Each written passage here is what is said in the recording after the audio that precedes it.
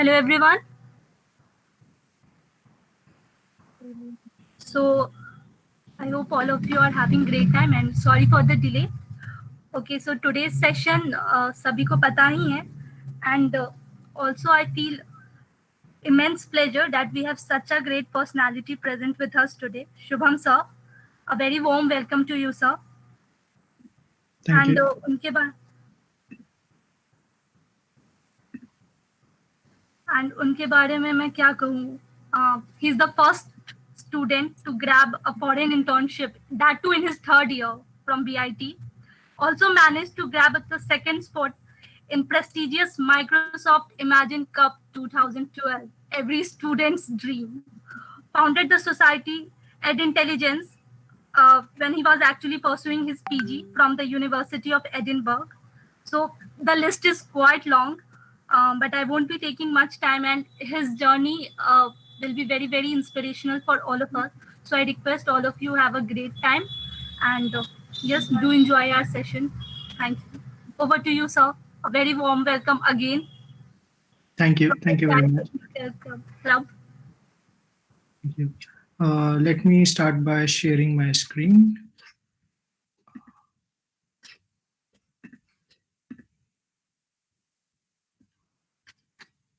Yep. I hope you can see my screen. Shout out if that's not the case. First of all, thank you very much for inviting me to give this talk. I never thought 10 years ago when I started studying at BIT Patna that this kind of a day would ever come. And it feels quite immense pleasure to be able to share some of my accomplishments, some of my learnings that I did over last 10 years. So let me give a brief overview about my journey, how it began. It started in 2010 in BIT Patna. I did my bachelor's in computer science and engineering over there. After that, I went to work with Verizon for about a year in Hyderabad. And after that, I resigned from job and took 1 year of drop year and did a bunch of stuff like I became interested in machine learning, started a startup, dropped out of it, did something else, did a lot of internships and those things. I'll go in detail later on. After that, I went to University of Edinburgh to study artificial intelligence, and later on joined a NGO for some time called Global Pearly, based out of Mumbai. Um, and after that, I was working in Bloomberg for some time as a software engineer in London. And from 2018, I have been working in Quantum Black as a machine learning engineer. And it's been it's been quite a tremendous journey as well over there.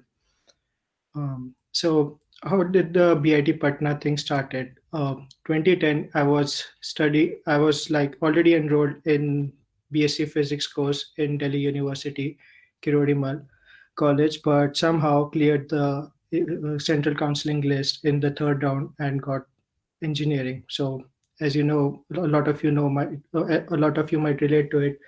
When engineering happens, all the other things take a back seat. So here I was like 1 hour later booking tickets to Patna, having mixed feelings that what kind of place it would be. I've never been there or met anybody from over there. It was quite an overwhelming decision, but I was quite excited for it as well. And I think in retrospect, that was one of the best decisions I took. So coming to college, my hopes were not so high over there. Like I knew I would be getting a good education and good degree from BIT Mesra, but that changed quite. Like the expectations quickly changed in first few weeks and first few months. However, my enthusiasm remained the same. I wanted to make the most out of these 4 years. I want to give it my best, and I wanted to have like a good time. And the main difference was like I always grew up near Delhi University, so the college life that I witnessed there was much different that I saw in BIT Patna, and that was the main difference for me. But as I said, like I didn't let that demotivate me, but use that as an energy to drive me forward. So I decided that first couple of years of college, I would explore. I will try as many activities as possible, different workshops, different competitions, and see which I enjoy the most, what I like doing the best. So I did game development. I tried with robotics, autonomous robots or manual robots. We did a workshop in second year. We participated in competition. In my second year, I also participated in a networking workshop done by NetTech at that time. And I even went out of my comfort zone to participate in something called Model United Nations uh, in my second semester, which was completely non-technical and involved a lot of public speaking as well over there. But all of this like kind of helped me explore the terrain and see like, okay, what I like most, what I don't like, where I have an aptitude to develop more, and which I don't, and what I don't like there. One interesting story, I would like two interesting stories I would like to share from this experience as well. One is about this NIT Patna competition that we participated in. So the competition was about a line following robot, which you have to make, and then you have to drop these small balls at certain locations, like 4 locations. And the thing is, you have to only drop one ball. If you drop more than that, you get disqualified. If you drop it out of that circle, you get disqualified. And at that time, like we didn't have knowledge or time to learn about more complicated programming boards available like Arduino, or had money to build like a super fancy robot in a 1 month time. So we had this small robot which we called, I think, Edina or something at that time, and we decided to give Edina an arm. Yeah, and that arm was made out of just ice cream sticks taped together and a small sensor to detect that circle. We even, and this was like an Atmega 16 microcontroller that we were using. It wasn't a proper programming board even. And we timed it, like we timed the current so that it just rotates enough to drop a ball and then rotates in the opposite direction for the arm to return without popping the balls out of it over there. So it was very fun to make this robot. And when we participated, we even completed the whole circuit in one go, and like without any disqualifications or without any mishaps over there. And I think that was the biggest achievement. We didn't win the competitions, of course. They were much better, much more elaborate robots that were presented, but it was quite fun. And last week is like the a picture of all my friends that participated or helped in this competition there. And as you can see, like the main sponsor for us, the main like use that we did was of this tape to stick everything together properly. Moving on, next I would like to talk about this game development competition that we participated in, Imagine Cup. Again, like it was just a hobby that it started, that I tried to explore in first year, game development as a means to learn coding as well as to do something creative or something fun over there with programming. So in, I think it was in third semester or second year, like I just enrolled it, asked a bunch of friends like, okay, this Imagine Cup tournament, would you like to participate? I have got an idea where we can use these different cards or like a board game design to teach people how they can leverage different technologies to improve in different domains, like health, like education or healthcare or agriculture over there. And to our surprise, like this is not the first thing. This is not like the first draft that you the video that you see that we started with. It was much more primitive, and we had no hopes that we would get through it. But we received overwhelmingly positive response about our idea, and that motivated us to take this up seriously. So that journey, I think, began in around January or February time that we made the first cut. And then we started like, okay, how do we structure this thing? How do we program it? We would draw all the proper flow charts and diagrams for it as well. Like, okay, this is a component, this is another component, this is how they tie together. So like we had a lot of brainstorming sessions from software engineering perspective as well. Um, Another thing is like I wasn't such a good programmer at that time. My friends Nikhil and Anurag, they were much better programmers. But the thing was like in a project, it doesn't matter like whether you're good at one thing or good at the other thing.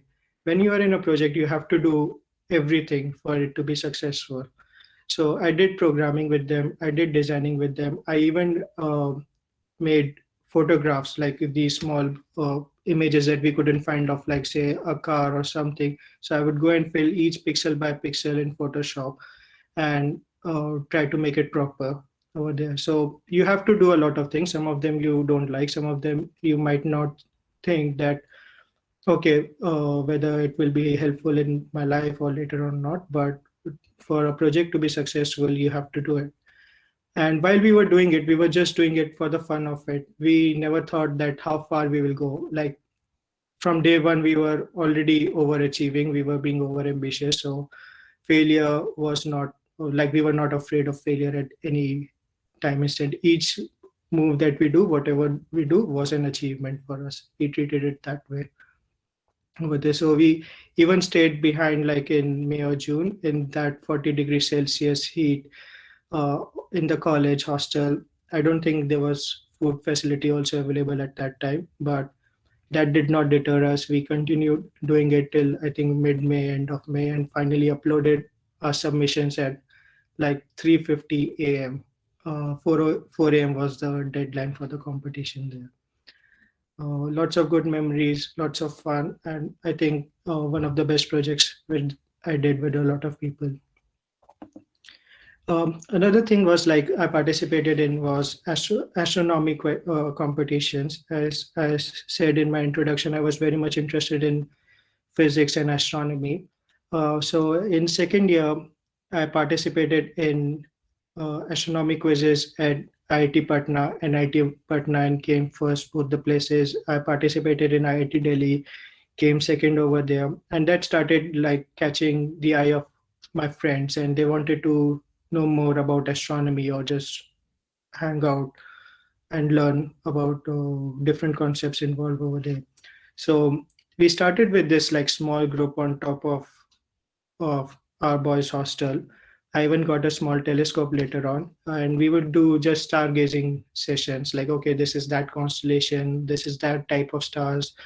We would get like different people to present on different topics as well. Like, okay, what do you find interesting? Do you find interesting about like alien conspiracy theory, about how a star is formed, or about what a black hole is? Or if you want to discuss some even sci-fi movie, we would watch it and like talk about it next week over there.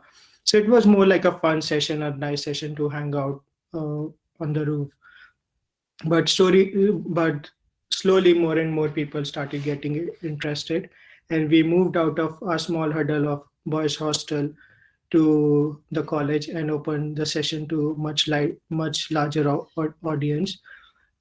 Again, there were a lot of administrative challenges involved, like getting, since it's a stargazing session, so it can happen only like later in the evening, and getting permission for girls as well to participate was again a challenge, and how we did that. We organized that session. Again, it was quite amazing. I think over there we are trying to see Moon or Jupiter in the second picture. And by fourth year, we had got a much bigger telescope. I think it was a 10-inch Dobsonian telescope that we purchased, thanks to the physics department and funding from them. And we organized public sky watches now. So we even got out of our college. So we started small and never knew where it's going. Like it was always just uh, like a small community or a small people of like-minded people of coming together and learn something new and have fun. With Reva, like we organized this skywatch session in a nearby place called Ashiana. For a lot of people living in villages, we tried to explain like how does a moon shine, or what are the different phases of moon, what they are seeing over there. And it was quite a wonderful session. Like I was quite afraid of in the beginning of sharing this knowledge with people, or like how they would react, or those kinds of ideas. But when I started doing these sessions, I learned so much by the questions that they ask, by the thoughts that they have, by the ideas that they have. Like this kid was asking me over here, like, if the moon is over there, how can I see it inside the telescope? It seems like a very, very naive question, but it's a very interesting question. Like one moment you're seeing it over there, the moment you're seeing it completely in a different direction. How is that possible? So explaining that to a 6-year old kid, 7-year-old kid, like was a very, very challenging task and something I really enjoyed. And at the end, like again, I never knew that I would be featured in the local newspaper, and it wasn't just a name or just a small photograph. It was a full article about me over there. And I think that really boosted my morale and helped me to aim even higher. And that's when the idea of like pursuing this field further like was much more solidified. I wanted to do an internship in this field in astronomy. So in third year, like now third year, I knew like, okay, fine, I would like to do, I like coding to some extent, but still my passion for astronomy and physics is quite alive and something I would like to take up. So I'd finished my exploration phase, 2 years. That was more than enough time for that. And now, like from third year onwards, I had a lot of interesting subjects as well, like algorithms, neural networks, digital signal processing, discrete mathematics, and those things like helped me anchor towards my studies and improve my GPA as well. So I started focusing on my GPA and just astronomy, and tried and like came up with a plan to get an internship. Again, at that moment, I was like, okay, I've made my CV with all these competitions, all these prizes and awards and everything. So now the next part is just the application part. So, and that was quite a learning experience again for me. I started writing emails to different professors, and I wouldn't get a reply for days or weeks even. I'd send around 50 emails, no reply, 100 emails, no reply. I think after around 150 emails, I got my first reply, and that was also a rejection.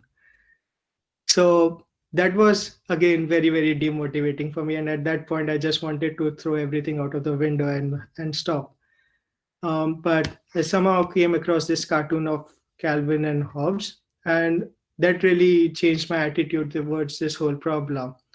Like, what is the worst case that's happening? Like, I've already put in all the effort in building my CV. The worst case is I won't get an internship. So what? Fine. Uh, like professors won't reply. Okay, fine. Doesn't harm me still. All I have to do is just keep sending them or keep or doing the hard work. So I started learning from these failures. Like, what is wrong that I'm doing in my email? Are my emails not concise? Am I not communicating in them properly? Do I need to write a better cover letter for them? And with each email, like I'll send a batch of 5 or 10, see if I get a response or not, which one I get, and I would optimize for that and so on. So I think by the end of exercise, so I started this exercise in November, and by February, I'd send more than 350 emails. I got a reply on 50 of them, which was mostly reject, and only 2 of them were yes. But when the first years came, it was a great feeling that yeah, finally it came through. Like I never imagined that I would be able to achieve it like 4 months later by the rejections that I was getting, but I still kept going, and it ultimately paid me off over there. So like that taught me the importance of like having patience and just keep trying. Always imagine that you're one step away from the goal, or you have like if that helps you to go forward, or just think that you have done 90% of the effort already and you should not leave for just 10% of whatever is remaining. Keep trying, and just keep trying over there. So, and this was like a immense success. I treated it as like I always wanted to go to UK. I always wanted to see the country. I always wanted to study physics, and here I participated in this internship, we developed a simulation of the universe, which they later on presented in Royal Society of London as well as part of the exhibition. So in a way, all my dreams were fulfilled in one go. And after I returned, I felt like very, very complacent and a bit like, okay, there is nothing left to achieve, kind of a way. And I started dreaming my days away, like, okay, what is something else that I could do, or different thing. I'd got the, like, at the start of fourth year, I got a placement in Verizon also, so I didn't had to worry too much about preparing for interviews or that kind of attention. But I think towards the end of fifth semester, an interesting thing happened. At that time, we would be getting these mess dues or accounts dues closer to the exams, and you have to clear them in order to get your admit card.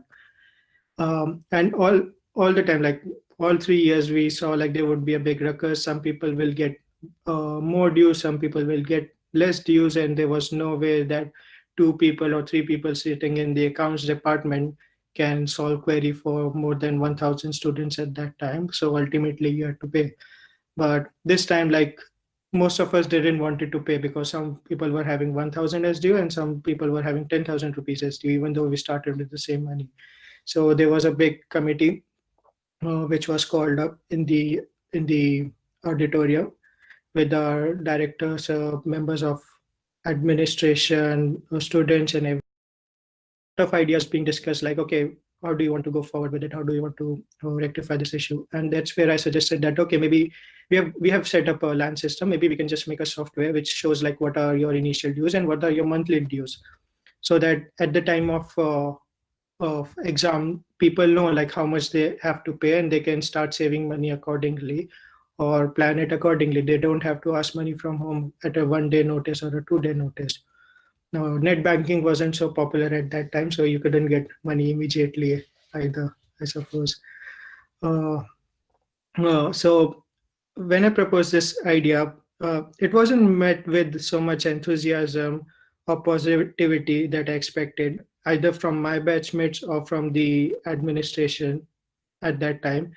And it was discarded in that meeting. But other ideas, such as introducing a chit system for meals or those kinds of things, were introduced and talked about. So in a way, it kind of demotivated me that, okay, being a computer science student, being like fourth year students of engineering, we are thinking about such things and not leveraging technology that we have access to. But that evening, our registrar sir, Ritesh sir, like, came to hostel to discuss more of these things, and he called me as well and asked me about my idea in much more detail. And he liked it very much. He was quite enthusiastic about it, and he asked me to develop it. He said like, okay, fine, like, let's see what your idea is. Give me some software or some develop it, and then we will see how it goes. Again, like, for that, I reached out to my batchmates and asked for their help. Like, okay, this sounds like a cool project. You were telling me during Microsoft Imagine Cup that, okay, why didn't you ask me to participate? During astronomy, you were asking me, or different competition, that why didn't you ask me to participate? Hey, let's go and do this thing. But I think fourth year is a very, very different time for everyone. A lot of people would like to just relax and enjoy their time and spend it with friends, rather than spend hours every day learning a new language or developing some software, which, even though if it is implemented in real life, they might not be real users ever, because we were going to leave college in few months' time.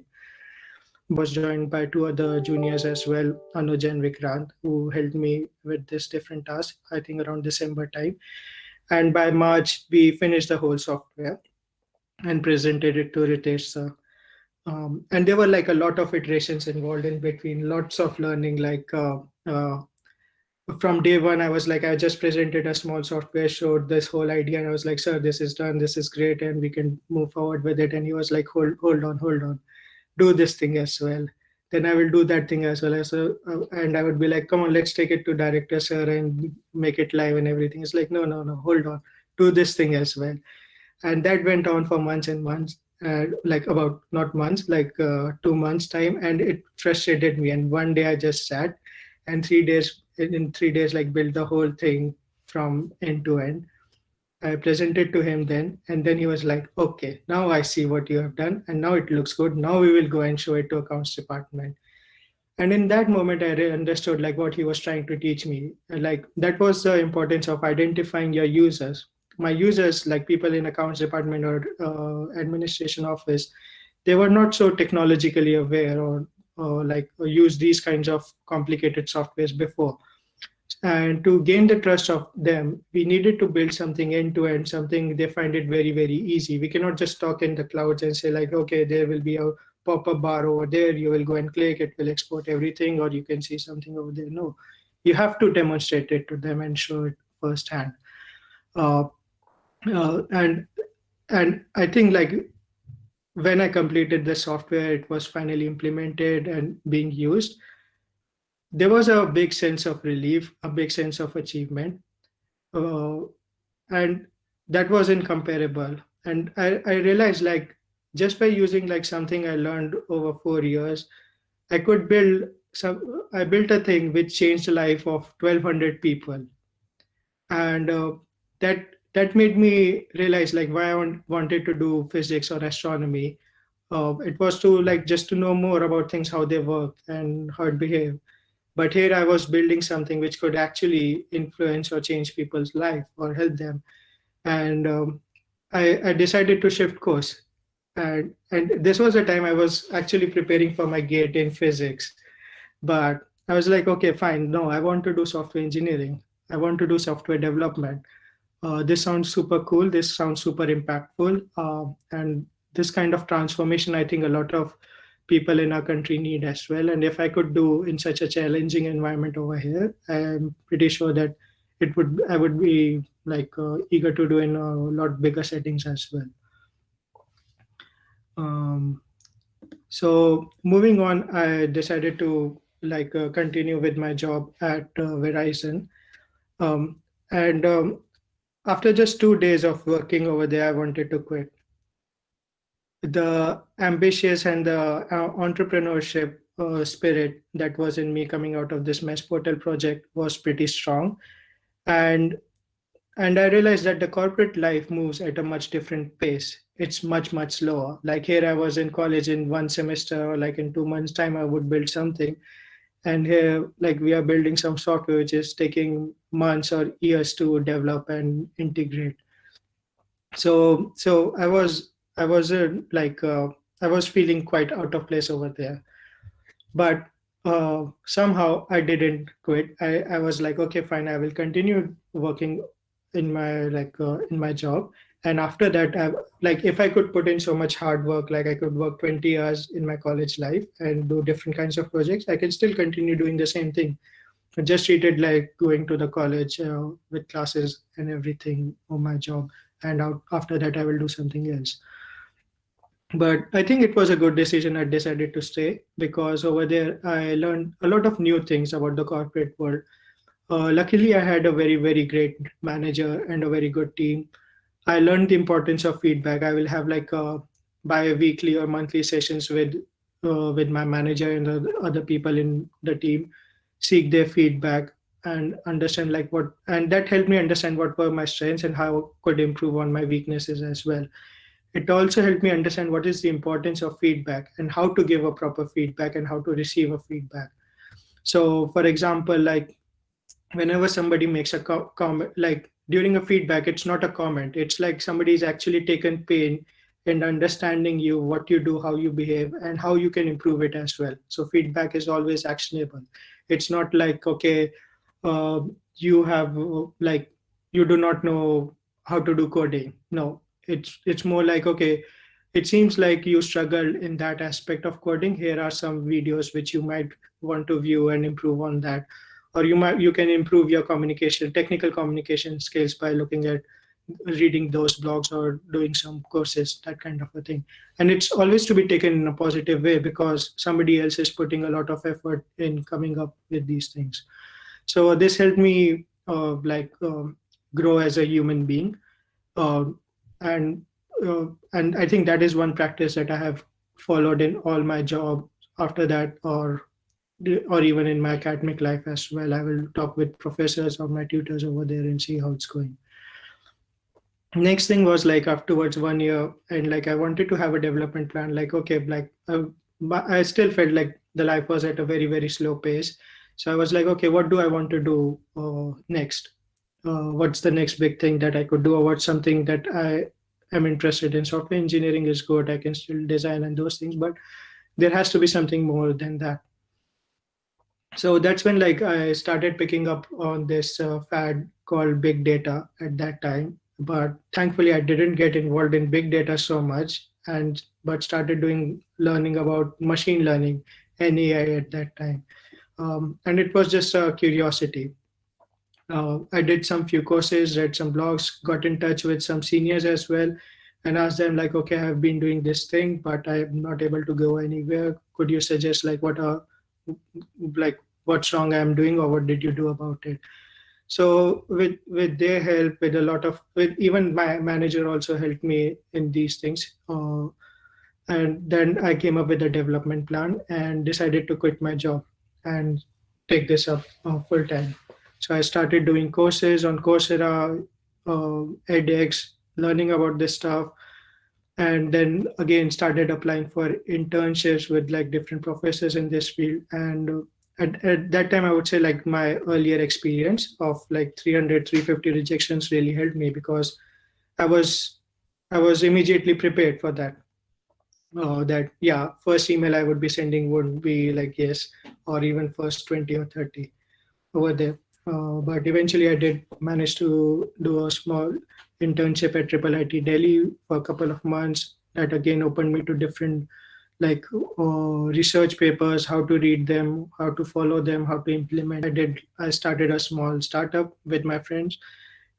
We made like a whole product. We had brochures as well. We approached schools for that. Like, okay, this is something we want to do. They were curious. We did some marketing research, but slowly and slowly it died out for different reasons. And ultimately, I settled for another internship in Mumbai for 3 months, which was again like a great experience for me. All through that time, I would say like the main thing that I learned in that 1 year was to be always curious, always keep learning like what is something new or something more you could do, how you can improve. Um, like look for feedback uh, from people around you, because they know the best of you as well. Talk to your friends, and like if you're feeling down, like always talk to people about it. So next, I went to Edinburgh. It was again like a very, very different setting.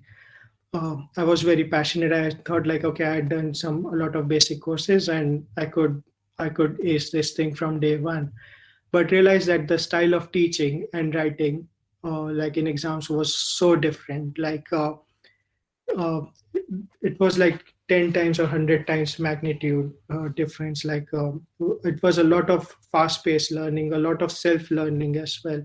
It wasn't in India that professors would be going through each and every line of your course material and everything, but it's much more that you have to exploit your curiosity about the subject. Look for blogs, look for videos, look for research papers, read them, and come up with questions rather than when you go to the classes over there. And same with writing, like I always just used to start writing and write say 200, 300 words and then arrange my assignment for it. But here I learned like, okay, that doesn't work. You have to write an outline first. You have to write the headings. You have to structure your thoughts. You have to see how much you can expand on one particular topic and how much you can expand on the other topic. And this took quite a while for me to learn as well. It was a completely new way of learning. So these hurdles, these challenges, like always made me doubt, like, am I at the right place? Am I even like worthy of these things, and those like whether even I can do or not. But then I think over there I learned the value of introspection. Like, okay, but I still got over here. I got a scholarship as well. Uh, like which was all only given to 5 people from India in the whole of university across different courses.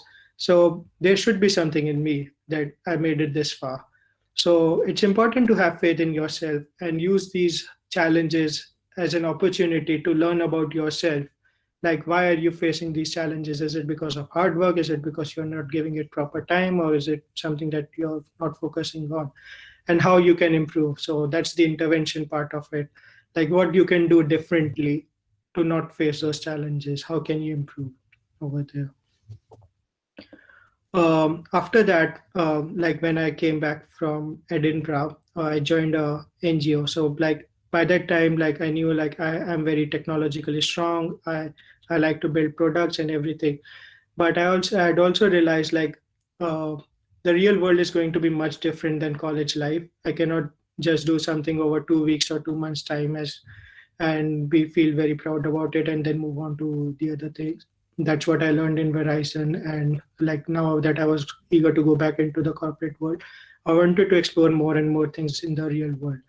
So I joined this NGO called Global Pearly based out of Mumbai, and with their help, like I visited like different villages that they had adopted in a very drought-stricken part of Maharashtra. And I realized like so the interesting thing was like when I went over there, I already had like 4 or 5 different ideas that we could implement, like AI education tools or AI using AI to identify leaf diseases and those things. But when I went over there, I was like completely flipped. Like my whole understanding, the challenges and the problems were much different.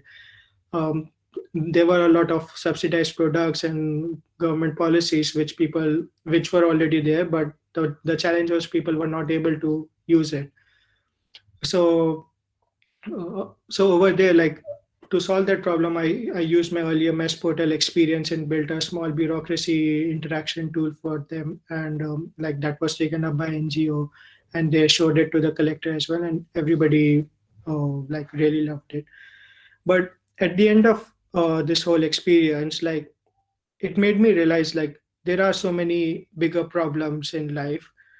uh, there are a lot of challenges, and that is something I should focus on like for next 5 years or 10 years. Like that should be my drive. It shouldn't be more like, okay, I want to get this job or those things. That is good, but to keep moving forward now, to be like I need to have a direction, or like in a much more broader sense. So and I just like started thinking like what kind of sense of purpose I can have. It could be like improving the agriculture field or improving the education sector, making it more accessible over there. For that part, I just picked up the agriculture part because like I saw like how drought stricken and how it was, and farmers which were closer to the river stream, they had a much better crop. They could grow sugarcane, which was much more revenue generating compared to farmers who were away from the river stream. They were only able to grow cotton, which wasn't so much revenue generating for them. So I started reading more about those things, how I can improve. So in a way, like over there, I also learned that you don't have to always think about your development in technological sense or in like a soft skills sense. You can have a much bigger umbrella, like say here I wanted to solve these problems of traditional agriculture, and in that I'm free to explore different avenues. I can try to improve it, say using technology. I can try to improve it, say based on ethics perspective or policies perspective. Why aren't these policies working, or how to make them more accessible, or it could be just by like public speaking and everything. So now I wasn't limited by technology or like by these subdomains, and I was free to move anywhere based on my interest or based on my job as well. So which is like brings me to this point that it's important that you find something that you love to do and keep doing it. It's important that you have a job like to earn your bread and butter, but it's also important like that job like gives you a sense of fulfillment. You are really enjoying it. You think that you're developing some kind of an impact over there. But more than that, it's very important that you have a life outside just your like daily work. You try different things, you try new things. So from my experience with Global Pearly, I got much more into gardening. I got into soilless farming as well. So here I'm trying to grow capsicum in a water-based medium, which I still do. Like grew this plant in just water, like normal tap water. More recently, I got interested in photography. So again, so like I didn't completely like shift away from astronomy. I still like going out, watching stars, watching meteor showers, and doing this kind of stuff. So it's important, like just find whatever you like. It could be learning a new language, do it for 6 7 months, do it well, and then maybe shift on to a different hobby. Like you might like biking.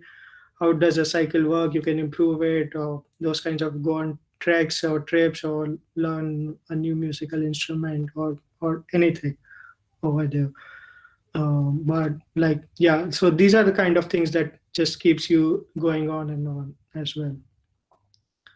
um, Now I would like to like open the discussion, like open the forum for any question or any comments that you have, and I'll stop sharing now. Thank you very much.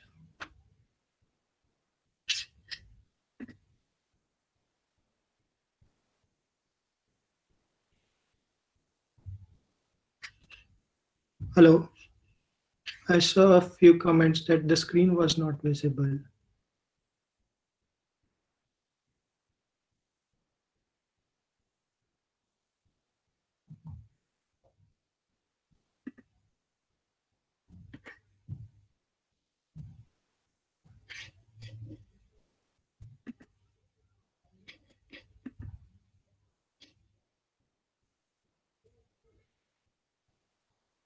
Okay.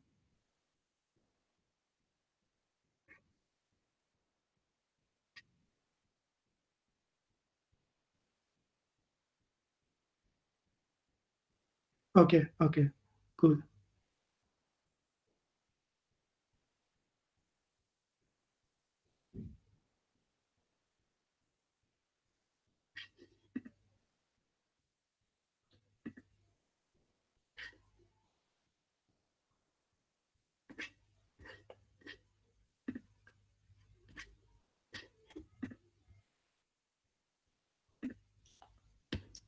Okay, so here's a question about like how did you start coding?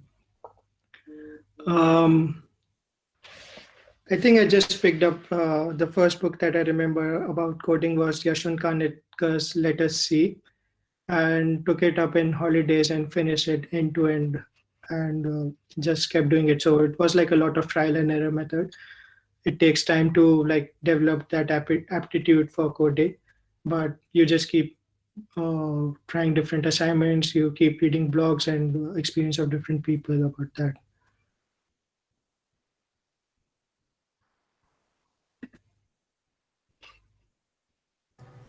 Okay, the Um, second question is from Tanvi, I guess. She wanted to ask something. yeah, Tanvi?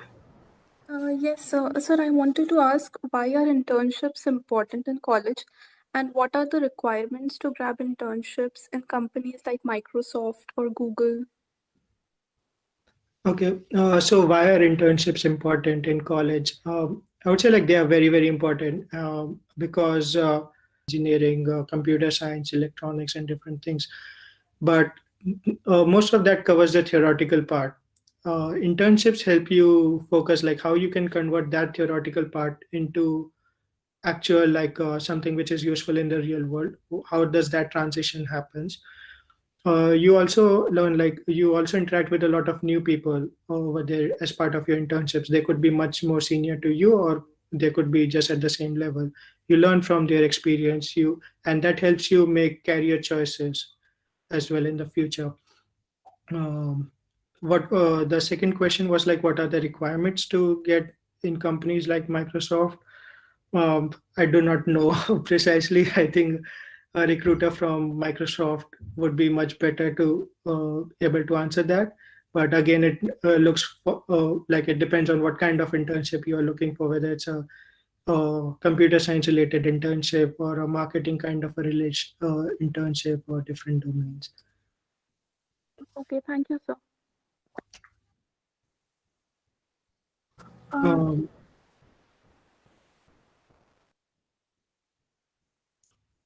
all my time, you're always developing your skills.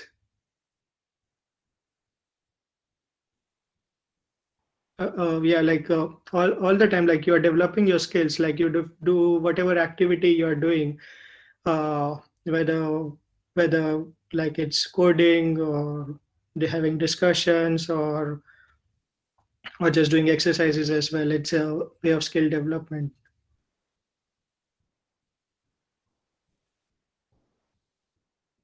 Mhm.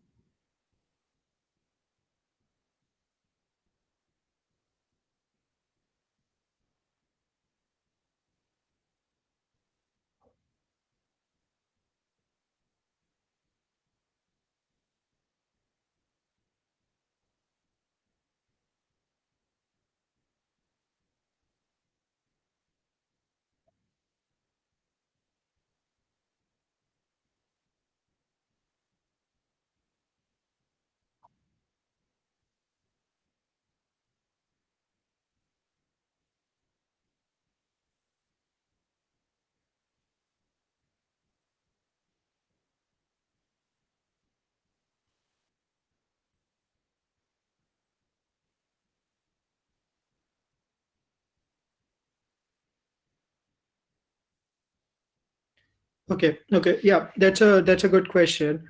So I would say like um, it's true. Like even after first 2 years of exploration, I was like, okay, I said like I would like to do astronomy further, but even at that time, I was looking. I would be much more eager to try new things, different things, how it can do, how it cannot do. But I think at certain stage, you realize that you have to make sacrifices.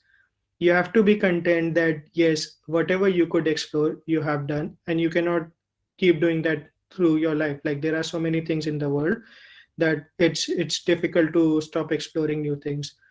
So so you just say like, okay, given these 10 things that I have done so far, what is something which I really really enjoyed doing over there, and pick that up and make that as your major item. Spend most of your time doing that. So it could be, say, coding. If you think like you really enjoyed solving these algorithms or the challenges that this competitive coding involved, put more time into that. Like put 6 hours, 7 hours every day in that. And if you say I enjoyed playing basketball, put time over that also in that. But maybe say 1 hour or 2 hour rather than playing for 4 hours or 5 hours that game. So time management is important. You have to make sacrifices when you are picking up something, and that is true for at any stage that you do. The sooner you do it, the better. But even if you do it later, you have to do it at one point. Sir, I have a question. So this is Sachin here. Mhm. Actually, sir, you told about that you pursued for master in University of Edinburgh in a foreign university. So, sir, Mhm. I wanted to know what was the procedure that you followed and how you applied there and how you got the scholarship. Because I'm also very much interested in pursuing masters in a foreign university in computer science field. So I would say like the process of application is quite standard. For UK universities, I guess they don't require any GRE. They just require TOEFL and your transcripts from your past degrees, and I think a cover letter. So it's very important to have a sense of like why you want to pursue that course. What do you plan to gain out of that? So these kinds of things should be reflected in your cover letter.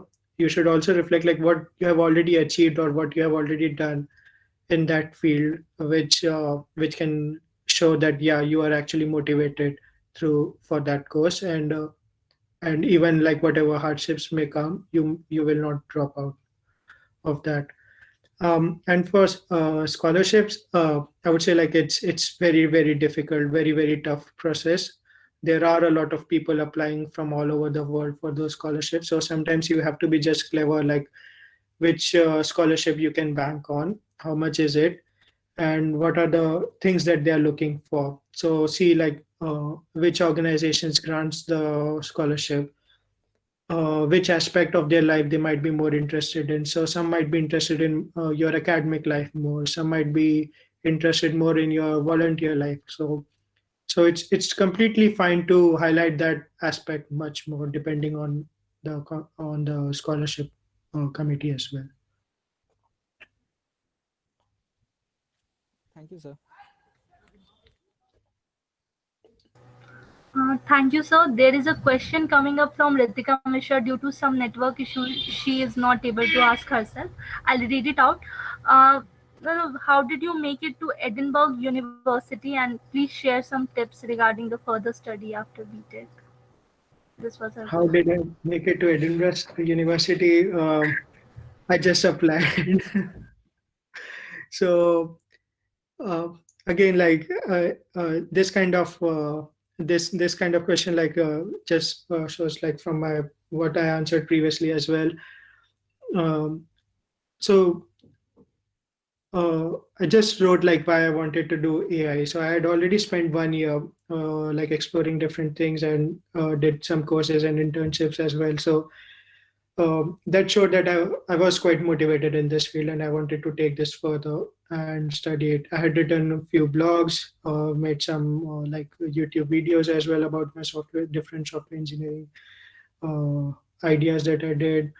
And I think that all went towards this application. Um, Yep, and I think that made quite a difference over there because I didn't have like a super like stellar GPA or something, but I had much more of these extracurricular activities to back me up. Um, Thank you, yeah, sir. Anyone else? Okay. So there are few questions in the chat box also. okay, let me see. Sir, one Um, question. yep. So in your when you are doing your undergraduate, did you have any research paper that you did that supported in your master when you are applying for the masters? Nope, none. Okay, sir. I would say like it's pretty hard to get a research paper out at undergrad level. But that doesn't mean that you should stop trying. What you can do is like meanwhile keep writing blogs about these different ideas that you have. How did you approach it? How did you explore it? And treat it as your research paper in a way. Like these days, you have like lots of mediums to share, like Twitter or LinkedIn, and use them to the best.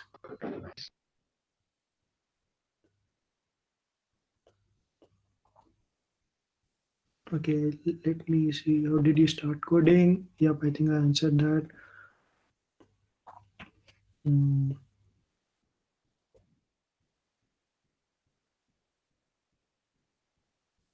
Yeah, I gave both.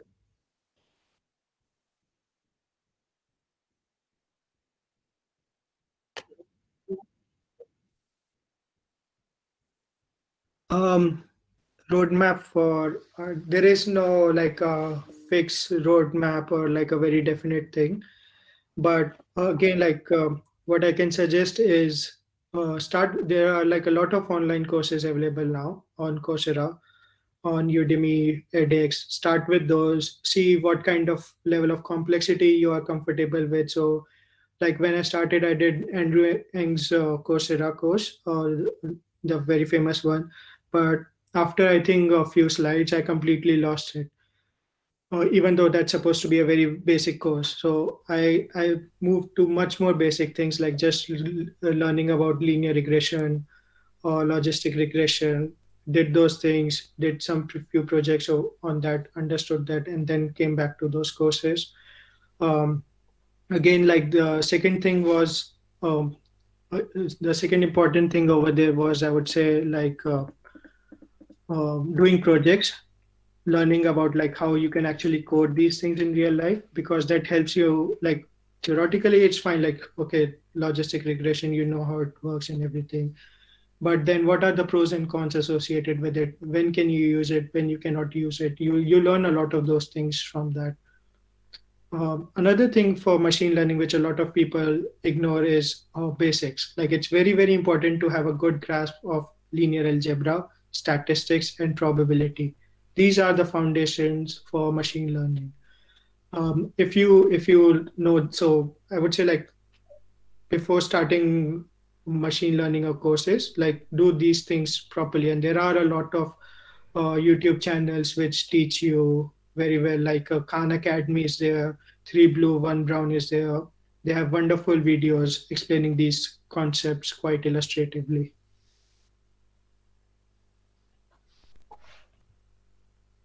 Yep. So Shruti Agrawal's question is, sir, I wanted to ask what is more important in CSE, placement or higher studies?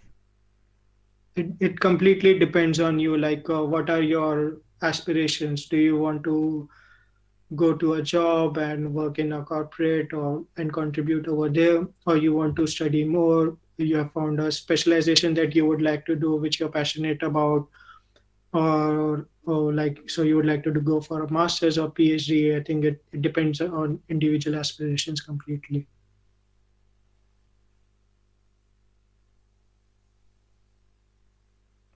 Uh, Antariksh Ticholker's question. Okay, I am sorry if I am not taking the right name. Okay, you have been changing your focus quite a bit in the past 10 years, from astronomy to software development to machine learning. So, what is next? Will you stick with machine learning going forward? Do you get bored with something once you feel it's not? I think if your friends. Okay. uh, what is next? I don't know. Do you get bored with some things? Yeah, yeah, I totally feel bored with something if it's not challenging enough. And it's I would say like it's not easy. It's not possible that you will be motivated every day, and that's why it's important to have hobbies or something you do outside of your work. Like okay, you spend 80% of your time in like machine learning or software development, but where you spend the rest of your 20% of time is quite important as well. So sometimes like this 80% can motivate you and keep driving you. Sometimes the other 20% can keep motivating and driving you. And maybe like this 20% can become 80% one day. Like okay, you like I think last year when I started with this gardening and soilless farming, it was just like a side hobby or a very small thing, but I became very, very interested in it. I started growing much more things like tomatoes, capsicum, jalapenos, everything in soilless medium. And I even thought about like taking up this full time and going into agriculture. But right now I decided like I'm quite happy with my job and continue doing software development. Um, that's great. So we have a more question. He's asking that what it takes to build a career in machine learning, inspired machine learning. So, What it takes to build a career in machine learning. Um, I think knowledge about machine learning is one key thing. And as I said, like earlier, it's important to have fundamentals strong about your linear algebra, probability, statistics. And also, it's important to have like good software development skills as well. Like, so again, it depends on like what kind of career you want to build. Do you want to build a more research-oriented career, or much more like a product development focused career as well? If you're going for like a more research focused career, uh, you need to like go really deep into these fundamentals. You really need to be passionate about those things and be ready to explore them to the end. Be on top of recent researches, recent research papers being published. Listen to the talks given by some of the prominent people in the field. Follow their like what kind of field they are publishing papers in. Find like what motivates you as well. try to join groups of people. Like now there are so many online forums, like whether it's on LinkedIn or other places where you can contribute and meet like-minded people, go to meetups, see what's happening, present at meetups as well about what you learned or some cool thing that you developed over there. And I think like a factor of all these things put together will help you build a career in machine learning, or yeah, or for like any other field as well.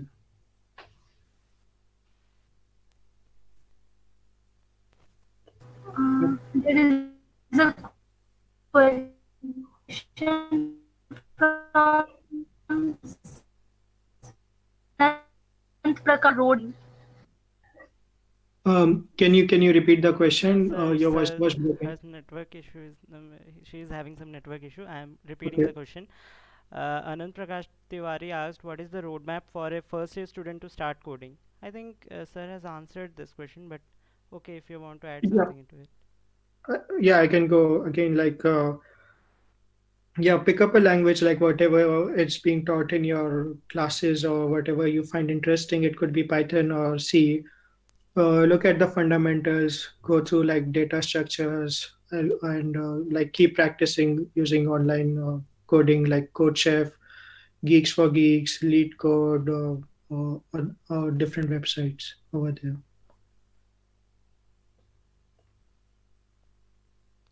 Okay, Sanya Yep. Sena asked one question. The master course in USA is 2 years, and that in UK is 1 year. Is there any difference between the two? That's one difference, and the second difference is I think like even though it's a 1 year course, they do cover all the subjects that US universities would do in 2 years. So it's quite rigorous. You can imagine like something that you will cover in 3 semesters in a US university. Now you're covering in 2 semesters. So of course it would be very challenging and very fast paced as well. And I think again in UK it depends a lot from university to university as well. Each university has their own ideology. So some focus more on theoretical aspects, some focus much more industrial aspects. I'm not sure so much about US universities how it works. I never like really looked over there, but I think they are much more industry focused and see like what's going around in the corporate world and try to structure their courses accordingly.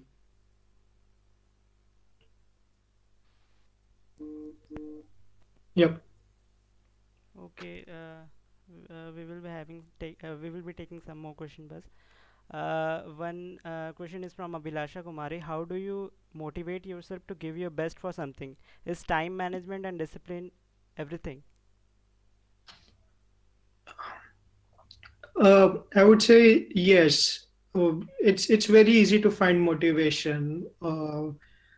Like you could watch a movie on Batman or just watch some cartoon, and you could be motivated by that also to be like that person or something like that. But motivation wouldn't get you so far. Like after that, it's important to have discipline in life. That you know that okay, I was motivated by this thing yesterday, so I made that decision, and I will keep working towards it, that goal. So I think 80% of the thing is discipline and time management over there. But again, like the most important underlying thing is to have fun. Like if you're not having fun, you will give up soon. So like that's why like when you're playing or just watching Netflix for you don't realize time how it went away for 4 hours or 5 hours because you are having fun while doing that. But if you are studying some like not so interesting subject, even 5 minutes seems too much. So so that's why I said like it's important to see like what you enjoy the most, and that will and do that, and that will just keep you motivated and go forward.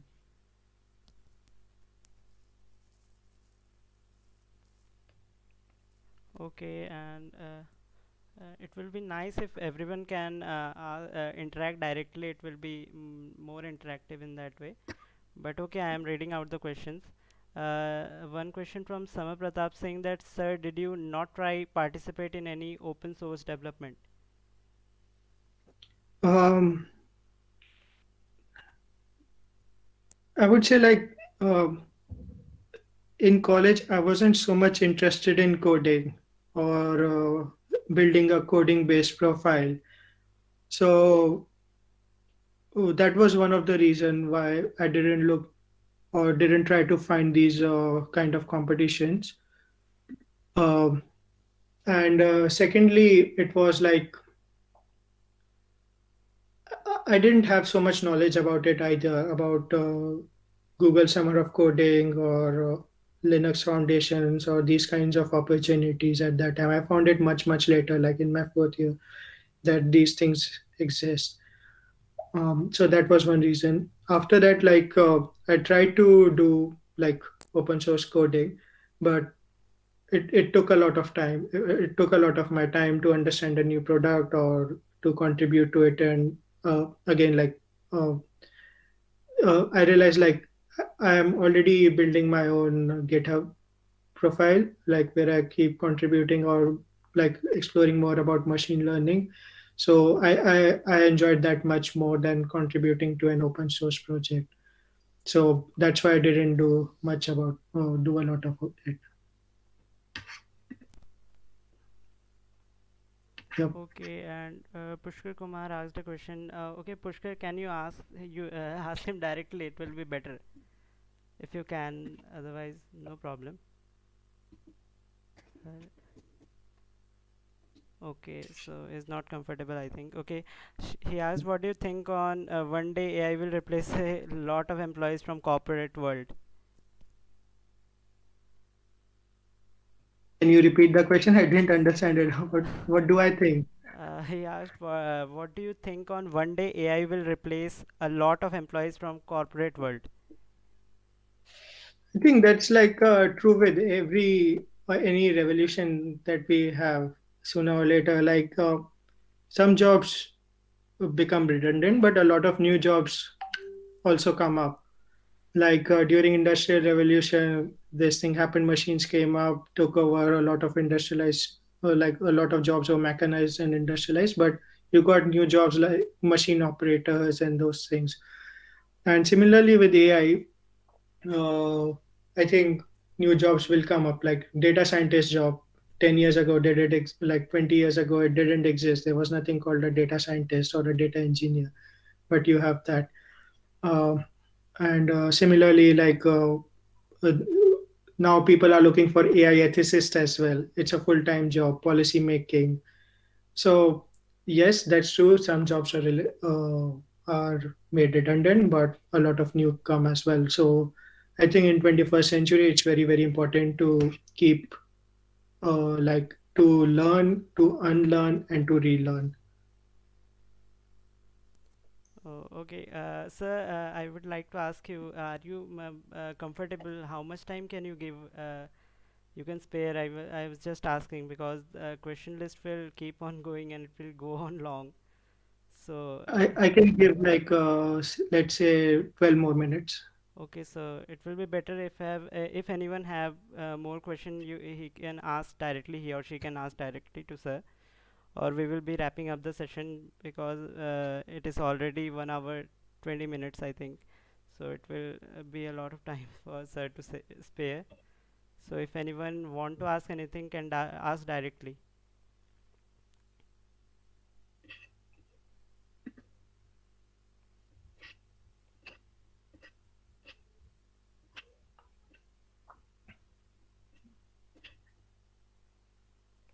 Okay, so I think no one is comfortable and there's no more question. Only one question left, I think.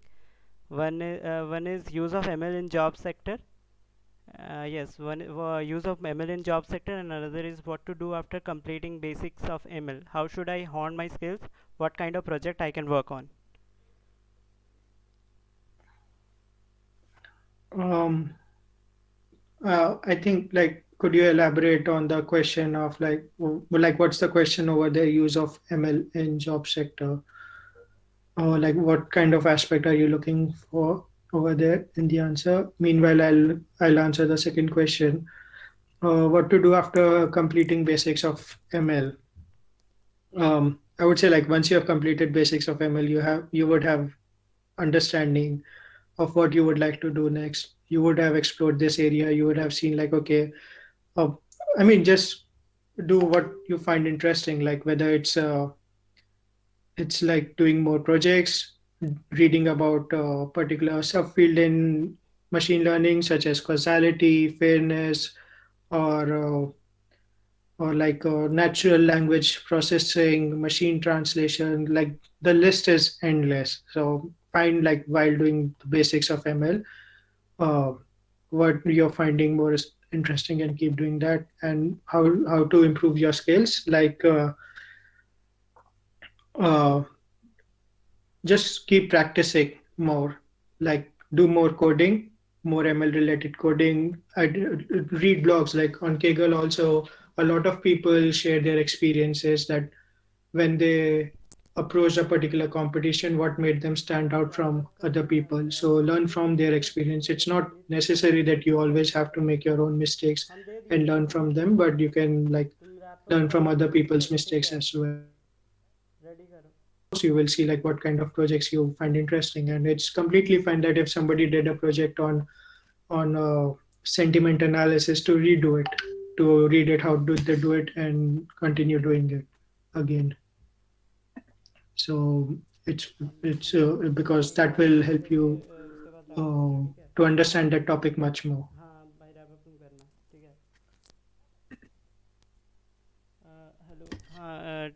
One question from Navneet from 2K19 batch.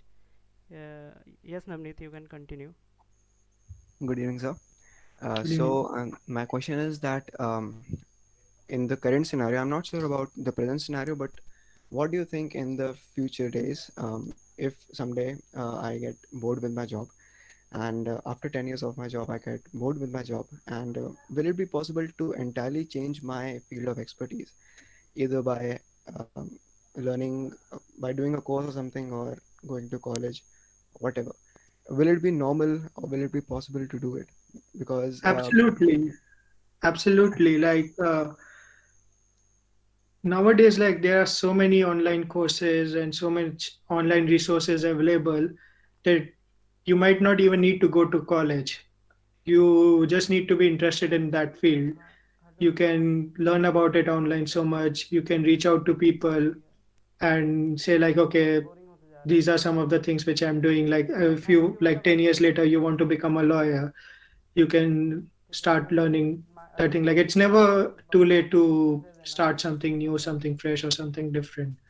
There are a lot of stories like people who are like in their 50s or 60s gave their MBBS exam and became a doctor. Like also like you heard like a lot of actors or different people who are in their 40s or 50 would start their acting career, and throughout their life they were doing something else, like they were working in corporate or some similar things. So uh, you should never worry about like what will happen 10 years later or 15 years later. If you find something new, it might be there might be some new job or some new field coming up, and you might be more interested in doing that, and it's completely fine to shift. Like even in my university in Edinburgh, there were a lot of people who were in their 40s, and they were doing like software engineering, or they were lawyers and they wanted to learn coding and shift to machine learning. So they did that course. Similarly, I've met a few people in my corporate life as well who were in, say, marketing domain, like proper sales, marketing, and everything. But they took a 1 year gap, learned coding, and now they are front end engineers as well. So it's always welcome to switch fields. okay, thank you, sir. Thank you so much. So, how was your experience in BIT, and what clubs you joined, or was the clubs at that time? Um, how was my experience in BIT? I think it was a very, very rewarding experience. There were a lot of challenges associated. but that helped me grow a lot. So I think uh, uh, it's always very nice to have a positive outlook towards life and treat those challenges as a learning opportunity. I met a lot of wonderful people. So again, like it's very important to make friends, and like what kind of friends you make is also quite important. It's nice that they have similar interests. Second year, third year, I just founded my own club, Astro Trekkers. So a lot of my time in that as well. Um, yeah, and you can say in a way I was like doing robotics. So I was in robotics club as well. But at that time, like I think till our third year, we didn't have so many clubs. We mostly have groups of people interested in a particular thing, whether it's talking about Marvels versus DC or some new thing we like some algorithms we read in our computer science class. Thank you, sir. Yeah. It was amazing talking to you. So one more thing. So what do you do for astronomy right now? Like, do you still research on things, or you're just So I don't do so much of a research thing, but I'm still like interested in astronomy. I keep up to date with the news, what's going on. I like reading about it. Whenever there is like a event happening, like last month there was conjunction between Jupiter and Saturn, so went to watch it. That thing. Then there are meteor showers that keep happening in November and December, Leonids and Geminids meteor showers. So I always try to watch those. Um, and like yeah, comet also. There was like a comet visible last year. So I have a small binocular with me. Not like it's not a professional one, but still good enough. So I use that to still do stargazing and look at deep sky objects. And I think like I try to do it at public places so that I can get more and more people involved. So astronomy, it's like so that I can talk with them, see their perspective, understand it, and learn from it. thank you, sir. So I think that's all we have today. Um, Sir, I have a small gratitude to express. So success is not final and failure is not fatal. It is the courage to continue that counts. And this is the live example sitting in front of us, Shubham Agrawal, sir. Uh, Thank you so much, sir, for actually taking out time from your busy schedule, and you motivated us actually. You graced the event. Even thanks to all the teachers, uh, Sinha sir, Smita ma'am, Nidhi, Padhai sir. let Okay, me give Sena a sir. few Yes, minutes. we were giving Sena. Yes, Kisina, Subham. Good Ha, evening. sure, sir. Please go ahead, sir. Sorry, sir. Hello, sir. Yeah, how are you, Subham? I'm good. So Thanks. How are it's you? really, I'm really very happy to see you today online. So Same here. Like it's really nice to hear your yeah, voice. you established the Astro Trackers, and still it is there. So it's It's your nice to hear. yeah, hard work that you did that time in Mhm. procuring that telescope, and I can just I wanted to remember one evening, uh, and director from Delhi, he was delivering one lecture on some interesting topic, Mhm. and perhaps that time, perhaps you were in second year, or and you started asking many questions. Mhm. So few teachers were sitting that time, and in last when I Subham, he started showing one collection of, I think he was collecting from childhood actually, some photographs and some newspaper cuttings and many interesting things Subham was having that time. So Subham, really, you are a different, no doubt you are a different person actually. and your passion and chasing something in a very different manner. So perhaps very few students we could uh, see with that kind of zeal actually. So thank you for to organizer also our students. Thank you very much, sir, that you could So manage we could some have a time chance to to, yeah, pa- Thank you. to join the Thanks event. a lot for interact. your time, sir. Thank you, sir. Thank you. Okay, Nidhi, now you can continue. Yes, sir. So, Shubham, sir, this event actually, as sir said, wouldn't have been possible if you have not cooperated us so much. No, It was a actually, privilege. it is really, you pumped a lot of encouragement and excitement in all of us. The journey from BIT to Edinburgh wasn't easy, and that you showed. So yes, thank you for being such great guest. Thank you to all our distinguished chief guest, Mr. Sanjay Sinha sir, Smita Pallavi ma'am, and Badhai sir. Thank you. Your presence had even graced the event. Thanks to our inquisitive listeners. Thank you so much for being so patient. And yes, on the behalf of entire technical club, all that I can express is gratitude, sir. Thanks for being so humble and so nice to all of us. Thank you. Thanks a lot. Bye. Have a good time. So, so we can have a group photo. So all the listeners, if you can actually switch on your camera, if possible, we can just have a group photo.